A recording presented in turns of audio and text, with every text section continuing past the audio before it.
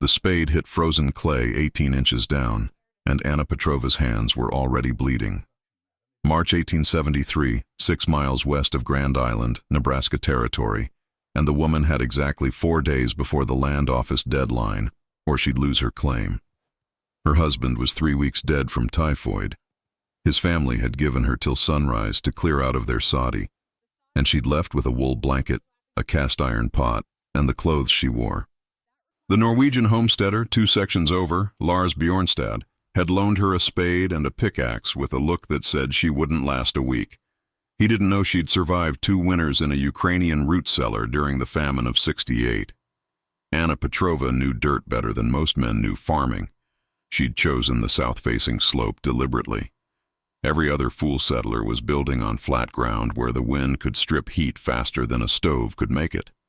But Anna had watched her grandmother in the old country, seen how the earth held temperature 12 feet down no matter what hell raged on the surface. The land office man, Chester Whitmore, had laughed when she filed.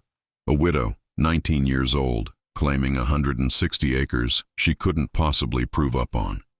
She had 5 years to build a dwelling, break 30 acres, and make it stick. Most men failed. He gave her 6 months before she crawled back east, begging passage. The skeptics started gathering by afternoon. First came Bjornstad himself, 43 years old, arms like fence posts, carrying an axe over one shoulder. He'd homesteaded in '69, survived grasshopper plagues and a prairie fire that took 80,000 acres. He knew what worked out here and what didn't. "You're digging a grave," he said in accented English, watching her work. "Dugout's a death trap. Roof caves in, you're buried alive. Water seeps through, you drown in mud. Every greenhorn tries it. Every greenhorn quits or dies." Behind him came Elijah Watts, a former Union cavalry officer turned cattle rancher, 56, with the kind of military precision that didn't tolerate foolishness. He'd built 3 successful ranch operations from Wyoming to Kansas. He looked at Anna's shallow excavation and shook his head. "I've seen soldiers freeze to death in winter quarters dug better than this. You need timber for a proper frame house. You need men to raise it. This hillside'll be your tomb before summer." The third skeptic arrived on horseback. Reverend Marcus Aldridge, 38, educated at a seminary in Boston, running a circuit that covered 200 square miles of scattered homesteads. He'd buried 17 settlers last winter, mostly women and children. He dismounted, Bible under his arm, concern genuine in his eyes. "Sister, this isn't proper Christian charity from your husband's kin, turning you out like this. But neither is it wisdom to pursue this path alone. Come to town. We'll find you respectable employment, a boarding situation. This land will kill you." Anna kept digging. The spade rang against stones, scraped through clay, bit into the darker soil beneath. She was 5'3", maybe 110 pounds, and she'd been working since dawn. Her back screamed. Her palms had gone from bleeding to numb. But she'd seen the calculation in the land office man's eyes, the same calculation in these men's faces. They were counting days until she failed. They didn't know she'd hauled buckets of water up a 100-foot well every morning for 8 years, starting when she was 7. This was lighter work than childhood. "You're planning to live in a hole," Bjornstad said. It wasn't a question. "I'm planning to live through winter," Anna replied, not looking up. Her English carried the thick consonants of her native tongue, but it was clear enough. "Your sod house, how thick are the walls?" 3 feet. "And you burn how much wood in the winter?" Bjornstad frowned. "Cord and a half a month, maybe 2 in bad cold. Where I come from, we heated underground with 1 fire a week." She drove the spade down, levered up a mass of clay and roots. "Earth is 45 degrees, 12 feet down. Summer or winter doesn't matter. You build right, you need almost no heat. Build wrong, you burn yourself poor." That caught their attention. Fuel was the killer expense on the plains. Trees were scarce. Buffalo chips burned fast and dirty. Coal had to be hauled from 100 miles away at prices that ate a homesteader's savings. If she was right, and that was a Texas-sized if, it changed the mathematics of survival. But Elijah Watts wasn't convinced. "I've commanded men in winter campaigns. I know cold. You can't fight physics with folk wisdom. When it's 20 below and the wind's blowing 40 miles an hour, your little dirt cave won't save you. Then come back in January, Anna said. I'll have tea hot. The Reverend tried gentleness. Pride's a sin, sister. So is self-destruction. The Lord provides, but He also grants us sense to accept help when it's offered. These men have experience. So do I, Anna interrupted. She finally stopped digging, straightened up, met their eyes one by one. I've lived through worse than Nebraska winter. I've watched people die from stubbornness, yes, but I've also watched them die from doing what everyone said was smart. This hillside, this design, it kept my family alive when grain was $20 a bushel and there was none to buy at any price. I'm not asking any of you to believe me. I'm asking you to wait and see. Bjornstad grunted. You'll need help. Can't excavate that whole space alone. I'll manage. You won't, Watts said flatly. Not in 4 days. Your deadline's Sunday. Anna wiped sweat from her forehead with a dirt-crusted hand. Then I work nights. They left her there as the sun dropped toward the horizon, and she could hear them talking low as they rode off. The words carried on the prairie wind. Foolish, prideful, dead by autumn.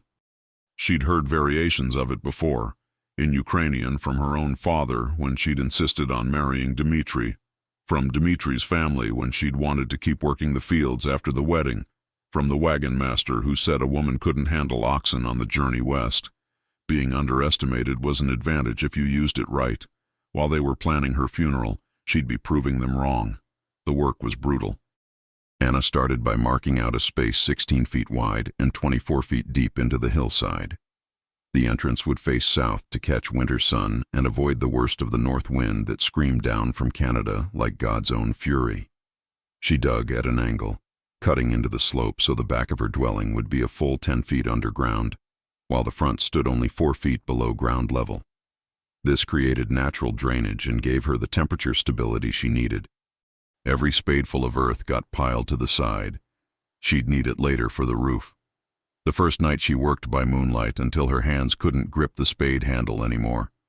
She'd excavated maybe a third of the space, hit rock twice, and discovered a seam of blue clay that would make excellent mortar. She slept 3 hours wrapped in her blanket at the edge of her pit, then started again before dawn. Second day, she worked on the front wall. This was critical. She built it up from sod blocks, the same Nebraska marble that everyone used for houses out here, cutting them with Bjornstad's spade from the buffalo grass that grew thick as carpet on virgin prairie. Each block was about 3 feet long, 18 inches wide, and 4 inches thick, weighing 40 pounds. She stacked them in a running bond pattern, grass side down, creating a wall 3 feet thick and 7 feet high with a doorway left open on the south side. The sod would root together, creating a living wall that wouldn't erode. Between courses, she packed that blue clay, mixed with prairie grass for mortar that would set harder than cement. By afternoon of the second day, Bjornstad came back with his 2 sons. He didn't say anything, just started felling timber from a cottonwood grove a mile east. They brought back logs, peeled them, notched them. Anna understood what he was doing before he spoke. Roof support, he said. You're going to need crossbeams or the whole hillside comes down on your head. I'll loan you these. You pay me back in spring if you're still alive. I'll be alive, Anna said, and I'll pay you back. She didn't ask for more help than that, and he didn't offer it. But the beams made the difference. She could span 16 feet safely now with 4 good logs set on stone footings. The sons helped her place them. That wasn't charity, just physics, and then they left her to the rest. Third day, the technical work began. Anna created her thermal system using principles she'd learned in Ukraine but adapted for Nebraska conditions. First, she dug a ventilation shaft at the back of the space, angled up and back through the hillside to emerge 30 feet behind and 6 feet higher than her dwelling. This would draw air naturally through convection, warm air rising, and keep the interior from going stale. She packed the shaft with stones to prevent collapse, leaving a 6-inch opening. Then she built her heat storage. At the center of the floor, she excavated another 3 feet down and filled it with river stones hauled from the creek a 1/4 mile north. This mass of stone, sitting below the floor level, would absorb heat during the day and radiate it slowly at night. She'd learned this watching her grandfather heat a bathhouse. Stone held temperature like nothing else. 200 pounds of heated rock would keep a space above freezing for 18 hours. She'd have 3,000 pounds once she was finished. The walls got special treatment too. Anna didn't leave them bare earth. She plastered them with that blue clay mixed with chopped straw, creating a 2-inch coating that dried hard and white. This did 3 things: prevented moisture seepage, reflected light from her door and window, making the interior brighter, and added another layer of insulation between her living space and the surrounding soil. Where the clay met the sod front wall, she created a lip that would direct any water down and out, not into her home. For the roof, she laid the cottonwood beams across her space with 2-foot spacing. Across these, she placed willow branches woven tight as basketwork. On top of the willow went a layer of prairie grass, then a layer of canvas she'd traded her wedding ring for in Grand Island, then 6 inches of sod blocks laid grass down, then another 6 inches of the excavated soil packed hard. Total roof thickness, 14 inches, most of it earth. It would shed rain, hold heat, and weigh enough to stay put in wind that could flip a wagon. But here's what made it brilliant. Anna cut the roof at a slight angle, higher at the back than the front, only 3 degrees, but enough. Water would run forward, off the front edge, never pooling. And she extended the roof 3 feet past her sod front wall, creating an overhang that would keep snow from drifting against her door and give her a dry spot to work outside in rain. 4th day, deadline day, she finished details. She built a door from scrap lumber Bjornstad's sons had left behind, hung it on leather hinges, and fitted it tight. She cut a window opening 18 inches square on the front wall's east side and covered it with 4 panes of glass she'd salvaged from a broken wagon. It had cost her the cast iron pot, but glass was worth more than gold on the plains. Light and ventilation, both critical. She built a small fireplace in the corner, just big enough for cooking, with a stone chimney that vented through the roof. It would draw well because of the ventilation shaft creating natural draft. By the time Chester Whitmore from the land office rode up at 3 o'clock Sunday afternoon, Anna had furniture. She'd built a bed frame from willow branches woven tight and raised 2 feet off the floor on stone supports, a table from cottonwood bark, 3-legged stools from log rounds, shelves carved into the clay walls. The interior was clean, dry, and 58 degrees even though the outside temperature was 42 and dropping. Whitmore dismounted, ducked through her doorway, and stood in silence for a full minute. The space was surprisingly bright from the south-facing door and window. The white clay walls reflected every bit of available light. The air was fresh from the ventilation shaft. The floor was packed earth, swept clean, with that pit of river stones visible in the center. It looked permanent. It looked lived in. It looked like a woman who planned to stay. "Well," he finally said, adjusting his spectacles, "I'll be damned. You've got yourself a dwelling, Mrs. Petrova. Claims still yours." Anna didn't smile. "It'll still be mine in 5 years when I prove up." That first month, she learned every detail of her new home. The internal temperature held steady between 55 and 62 degrees no matter what happened outside. When April brought a late blizzard with temperatures down to 18 degrees, she burned 1 small fire in the evening to cook soup, and the heat stored in those river stones kept the space at 59 degrees all night. She woke comfortable under 1 blanket. She learned that the ventilation shaft pulled air perfectly. She could light a candle and watch the flame bend toward the back of the room as fresh air entered through the door gaps and warm air exited through the shaft. No stuffiness, no dampness. The clay walls stayed dry even during 3 days of steady rain because the roof overhang directed water away, and the drainage angle she'd built into the floor carried any seepage out the door. But the real test came when she started farming. Anna had 30 acres to break before her 5 years were up, and she had no oxen, no plow, no money to hire either. She did it by hand. She'd dig irrigation channels from the creek during high water in spring, directing it to lowland spots where she'd plant squash and beans. The upland areas she'd save for wheat in the 2nd year, when she could trade labor for a plow team. Meanwhile, she scavenged. Wild plums grew along the creek. She dried them on the stone roof of her dugout where the sun beat down all day. prairie turnips, wild onions, cattail roots, all edible, all free. She trapped rabbits, cured the meat, tanned the hides. By June, Bjornstad stopped by with his wife Ingrid. They brought seed corn, claimed they'd over-ordered, but Anna knew charity when she saw it. She accepted it with the understanding she'd repay with labor during harvest. That was fair trading. Ingrid walked through the dugout with the eye of a woman who'd survived her own share of hard winters. She touched the clay walls, checked the ventilation, noted the Riverstone heat sink, and finally nodded. "This is smart work," she said in Norwegian accented English. "Smarter than our soddy. We burn so much wood. You burn almost nothing. Come winter, you could add stones under your floor," Anna offered. "Heat them during cooking. They'll keep you warm all night." Ingrid glanced at her husband.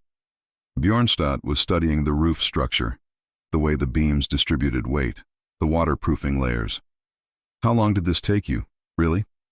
4 days to make it livable, 6 weeks to make it right. "And it cost?" Anna calculated.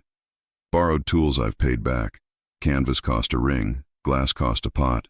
Timber was loaned, everything else came from the land. Maybe $3 cash total, if you count nails and the hinges I bought." Elijah Watts showed up in July with a proposition. He'd been thinking about what Anna said regarding fuel costs.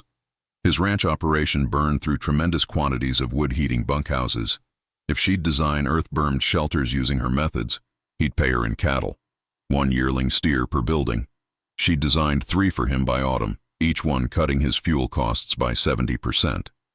Those 3 steers became her foundation herd, but skepticism hadn't died. Reverend Aldridge still worried. He came by in September, before the first frost, with genuine concern. "Sister Anna, I've seen your industry and I commend it. But winter here isn't like Ukraine. We get storms that last 4 days, temperatures 40 below, wind that cuts through anything. I've prayed on this, and I'm asking you one more time. Come to town before the snow flies. You've proved your point. No one thinks you're lazy. But this dwelling, it's not tested. Not in real cold." Anna was mending a rabbit snare. She looked up at the Reverend, at his honest worry, and felt something soften in her chest. "I appreciate your concern, truly. But I've seen real cold. I know what kills people in winter. It's not the temperature. It's the fuel running out, the food running out, the will running out. I've got none of those problems." "Show me," he said. So she did. She showed him the root cellar she'd dug adjacent to the main dwelling, connected by a tunnel, where she'd stored 200 pounds of dried plums, 40 pounds of prairie turnips, 60 pounds of beans, cured rabbit, dried fish from the creek. She showed him the firewood pile, small, maybe 1/10 of what a frame house would need, but sufficient for cooking. She showed him how the door fit tight with wool weather stripping from unraveled blankets. She showed him the river stones, explaining how thermal mass worked, how the Earth's constant temperature was her furnace. In Ukraine, people lived underground for centuries, she explained. Not from poverty, from intelligence. The Earth protects, it insulates, it provides. Americans build these tall houses with thin walls, then burn forests to stay warm. It's backwards. The smartest building is the one that works with nature, not against it. Aldridge left troubled but thoughtful, and Anna suspected he'd spread the word, because the visitors increased. Families from 40 miles away came to see the woman living in a hillside. She welcomed them, showed them everything, answered every question. She wasn't secretive. This knowledge was meant to be shared. The first serious cold hit in November. 23 degrees overnight, with wind at 30 miles an hour. Anna's interior temperature dropped from its usual 60 to 56. She lit a small fire in the evening, cooked cornmeal mush, and the stones soaked up that heat. By morning, the temperature was back to 59. She'd slept under 2 blankets and woke comfortable. Meanwhile, Bjornstad burned through a week's worth of wood in 2 days. December was colder, single digits for a week straight, then a blizzard on the 18th that buried everything under 4 feet of snow. Anna's extended roof overhang meant her door stayed clear. The snow drifted past, not against. Inside, her temperature held at 54 degrees without any fire at all. The Earth was doing exactly what she'd designed it to do, buffering the extremes, holding steady, keeping her alive. But the real crisis came in January of 1874. It would be called the Great Blizzard of '74 in later years, though at the time it had no name. Just 3 days of hell that started January 22nd and didn't quit until the 25th. Temperature dropped to 41 below zero. Wind hit 70 miles an hour. Visibility went to zero. Snow didn't fall so much as get driven sideways like bullets of ice. Animals froze standing up. Men got lost between their house and barn, died 30 feet from safety. Anna was hauling water from the creek when the storm hit. She saw the sky turn green-black to the north and knew what was coming. She'd filled every container she had, banked her fire, and was back inside before the first flakes fell. Then she sealed the door. For 3 days, the world outside became uninhabitable. The wind howled like something alive and malicious. Snow drifted 20 feet deep in places. The temperature, Anna had no thermometer, but she knew cold like some people know hunger, was the kind that killed in minutes. Anyone caught outside wouldn't last an hour. She could hear the wind trying to claw into her dugout, screaming around the roof overhang, probing for gaps. It found none. Inside, Anna stayed calm.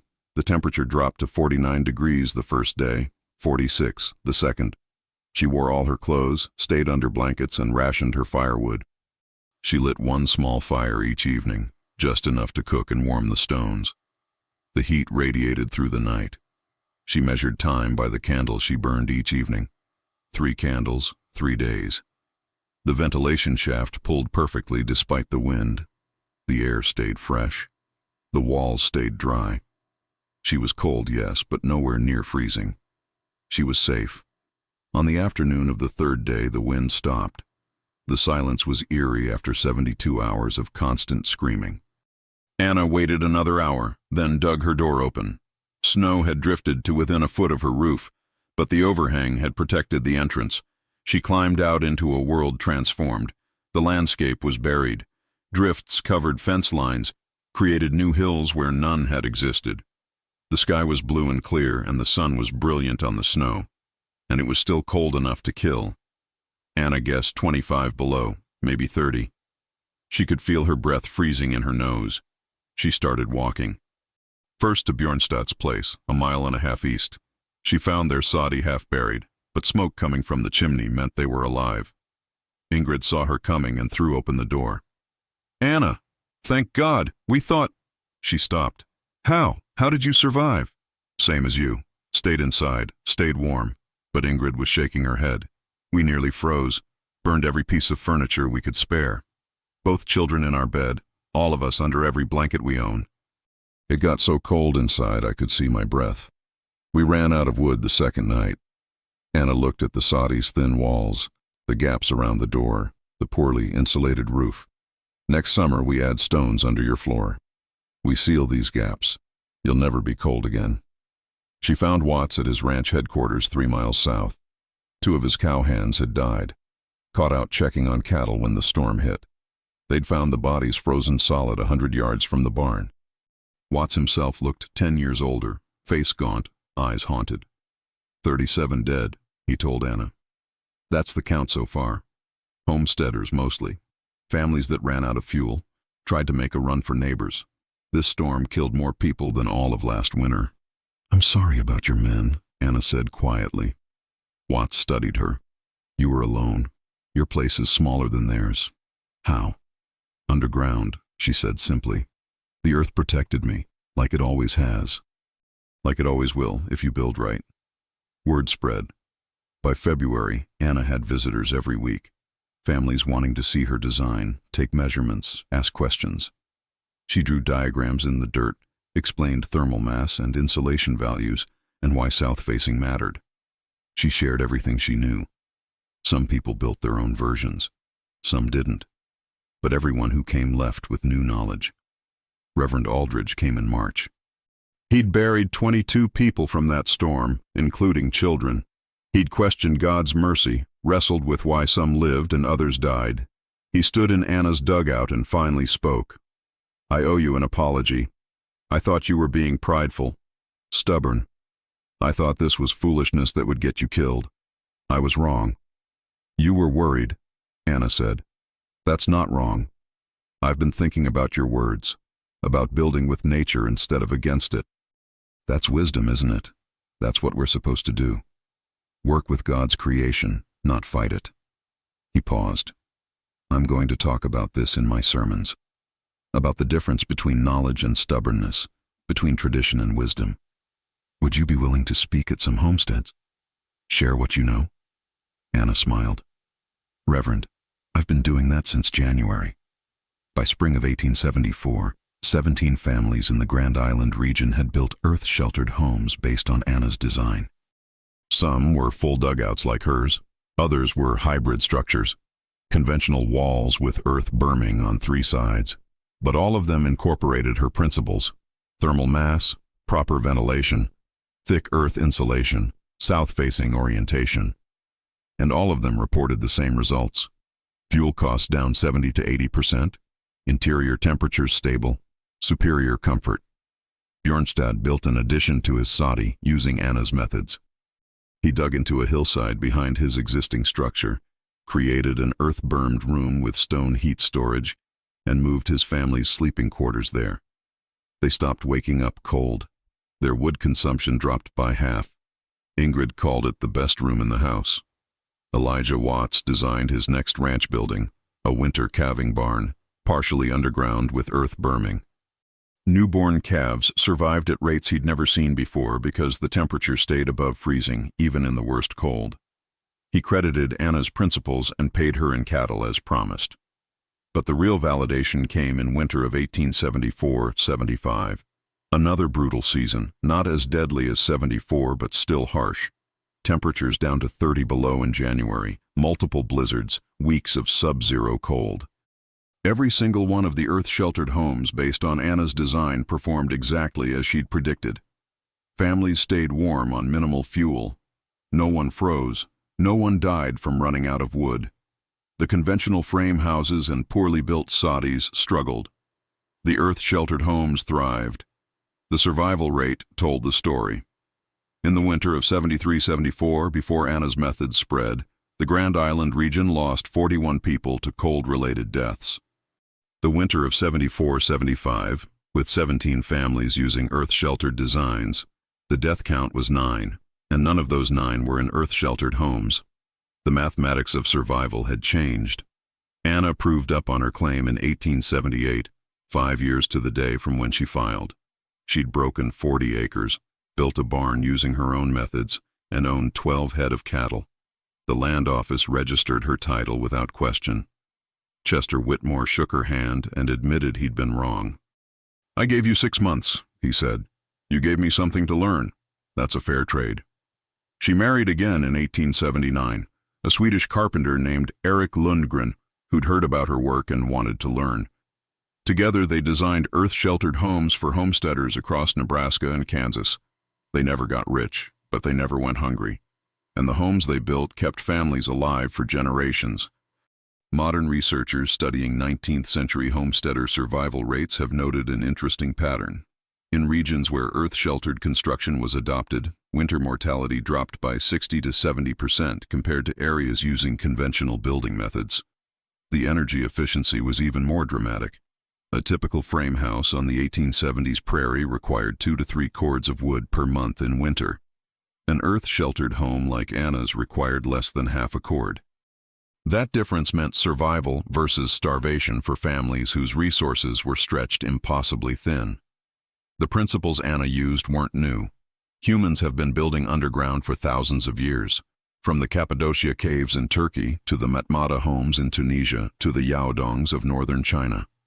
What Anna did was adapt ancient wisdom to frontier conditions using available materials and proving the concept when skepticism was high and stakes were lethal. She showed that working with the earth, rather than trying to conquer it, was the smarter path. Today, you can still see remnants of dugouts across the Nebraska plains. Most have collapsed or been filled in, but a few remain visible, depressions in hillsides, sometimes with a cottonwood growing from what used to be the roof. They're easy to miss if you don't know what you're looking for, but they're there. these quiet testaments to people who survived by being smarter than stubborn. Anna Petrova Lundgren lived to 73, dying in 1927. She saw automobiles, electricity, telephones, airplanes. She saw the frontier close and the old homesteading days become history. But she never regretted that hillside or the choice to dig in rather than give up. Near the end of her life, a granddaughter asked her what she was most proud of. Anna thought about it for a long time before answering. "I proved something," she finally said. "Not to those men who doubted me, though that was satisfying. I proved that listening matters, listening to the land, to what it's trying to tell you. The earth knows how to survive. It's been doing it longer than we have. Our job isn't to fight it. Our job is to pay attention, learn the lessons, and build something that lasts." That dugout still exists, in a manner of speaking. In 1952, a farmer named Robert Kowalski bought Anna's original homestead claim. He was clearing land for wheat when he discovered the depression in the hillside, investigated, and found the remnants of her dwelling. The cottonwood logs were still in place. The clay walls were intact. The river stones were still embedded in the floor. 79 years after Anna built it, the structure was recognizable, and the design principles were still evident. Kowalski, who had an interest in history, carefully excavated and documented the site. He took photographs, made measurements, and donated his findings to the Nebraska State Historical Society. You can see those documents today if you request them. The photographs show what Anna built: a simple, brilliant, earth-integrated home that worked exactly as designed for nearly 8 decades. The real legacy isn't the structure. It's the knowledge that got passed down, family to family, community to community. Those 17 families who built earth-sheltered homes in 1874 taught their children, who taught theirs. The techniques spread across the plains, adapted and modified, but the core principles remained. By 1890, an estimated 300 families in Nebraska, Kansas, and the Dakotas were using some form of earth-sheltered construction based directly or indirectly on Anna's work. Here's what that meant in practical terms. Families that would have frozen didn't. Children who would have died in winter storms survived. Homesteaders who would have given up and retreated east stayed and proved up on their claims. The ripple effects of one woman's knowledge, shared freely, extended across generations, and probably saved hundreds of lives. You can still find people building this way. Not dugouts exactly, but earth-integrated homes, earth-bermed structures, passive solar designs that use thermal mass and proper orientation. The modern versions have electricity, plumbing, and building codes to satisfy. But the physics haven't changed. Earth insulates. Mass stores heat. South-facing orientation captures solar gain.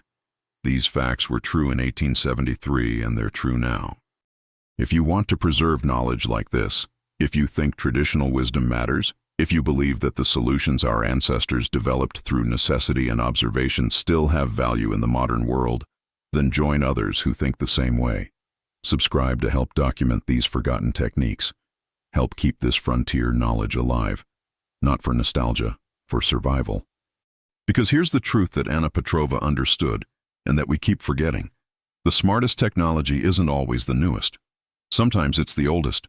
Sometimes it's the thing humans figured out 10,000 years ago, when survival depended on paying attention to what worked and what killed you.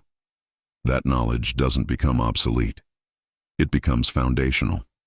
Anna dug into a hillside with borrowed tools in March of 1873. She worked 4 days to make it livable and 6 weeks to make it right. It cost her $3 in cash, a wedding ring, and a cast-iron pot.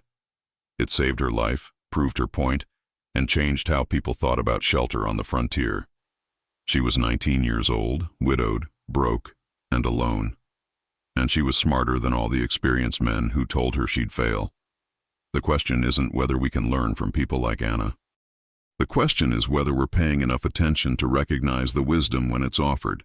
She built something that lasted generations. What are we building that will do the same?